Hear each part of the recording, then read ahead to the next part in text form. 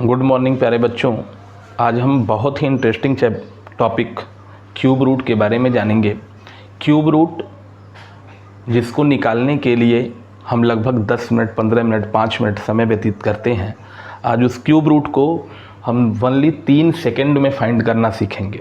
सबसे पहले cube root find करने के लिए आपको 1 से लेकर 10 तक, जैसे 1 का क्यूब 1, 2 का क्यूब 8, 3 का क्यूब 27, 4 का क्यूब 64, 5 का क्यूब 125, 6 का क्यूब 216, 7 का क्यूब 343, 8 का क्यूब 512, 9 का क्यूब 729 और 10 का क्यूब 1000।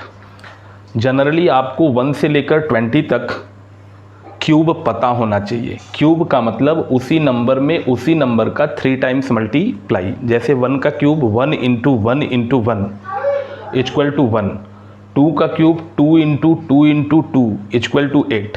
अगर आपको 1 से 20 तक क्यूब फाइंड है, निकाल लेते हैं, तो आप बड़े से बड़े नंबरों का क्यूब रूट चंद सेकंड में फाइंड कर सकते हैं।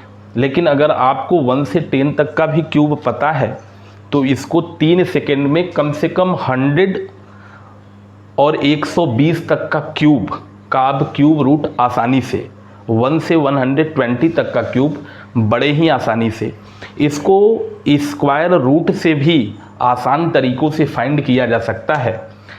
सबसे पहले जैसे 9261 एक नंबर है, इसका क्यूब रूट फाइंड करना है तो सबसे पहले 3 नंबरों को हम एक तरफ कर लेंगे। वो 3 नंबर क्या है? 261।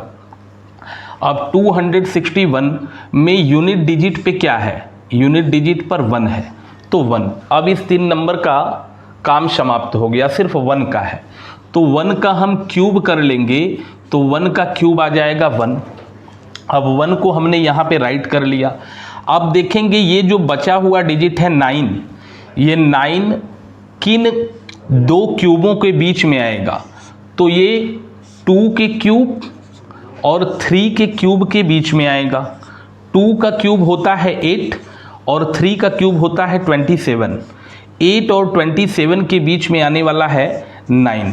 तो इसमें जो छोटा नंबर होगा, 2 छोटा नंबर है, हमेशा छोटा नंबर ही लिखेंगे और छोटा नंबर को राइट यहाँ कर लेंगे।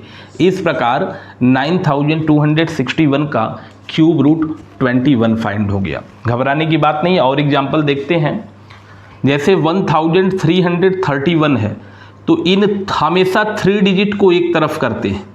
3 डिजिट को हमने एक तरफ कर लिया 331, तो 331 को एक तरफ किया। इसमें यूनिट डिजिट क्या है? 1।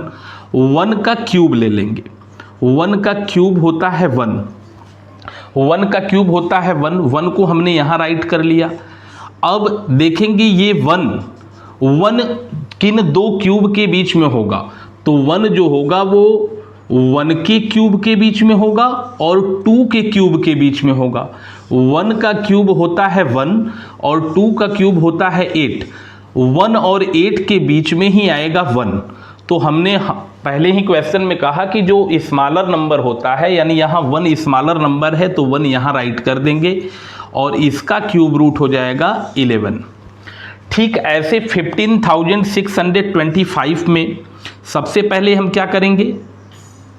पिछले क्वेश्चन की भांति हम निकालेंगे क्या? 625 को एक तरफ कर लेंगे। 3 डिजिट का नंबर एक तरफ कर लिए। अब इस 3 डिजिट में यूनिट डिजिट पर क्या है? हमें सिर्फ यूनिट डिजिट से मतलब है। यूनिट डिजिट में 5 है और 5 का क्यूब करेंगे तो होगा 125।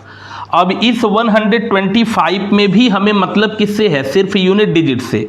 ये ना ही रिमाइंडर लगने वाला है, ना ही शेष लगने वाला है, ना ही इसको एडिशन करेंगे। सिर्फ हमसे किससे मतलब है? इस 5 से।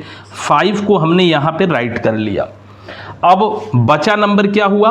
15। 15 किन 2 क्यूब के बीच में आएगा? तो 15 या तो 2 का क्यूब और 3 का क्यूब। 2 का क्यूब होता है 8 और 3 का क्यूब होता है 27। 8 और 27 के बीच में जो क्यूब आने वाला है वो 15 आने वाला है। तो पिछले क्वेश्चन की भांति हम लेते क्या है, स्मॉलर नंबर। तो ये स्मॉलर नंबर यहाँ पे 2 है, यहाँ पे राइट हमने कर दिया 22 राइट कर दिया और ये नंबर हो गया 25। ठीक इसी प्रकार हम निकाल सकते हैं छोटे से छोटे नंबर का भी क्यूब रूट। जैसे हमें फाइंड करना है 343 का। 343 में को एक साथ लिया, इसका यूनिट डिजिट क्या है, 3 है। अब 3 का क्यूब करेंगे तो होगा 3 3 जा 9, 9 3 जा 27। इसके यूनिट डिजिट पे क्या आ रहा है, 7। तो सिर्फ 7, चूंकि इसके बाद कोई नंबर नहीं है इसलिए इसका क्यूब रूट आने वाला है 7। ऐसे ही हम 512 का क्यूब रूट फाइंड कर सकते हैं। 512 में तीनों नंबर को लिया और इसके यूनिट डिजिट पे क्या है, 2। तो 2 का क्यूब करेंगे तो क्या आने वाला है, 8। चूंकि इसके बाद कोई नंबर नहीं है इसलिए इसका यूनिट डिजिट 8 होगा।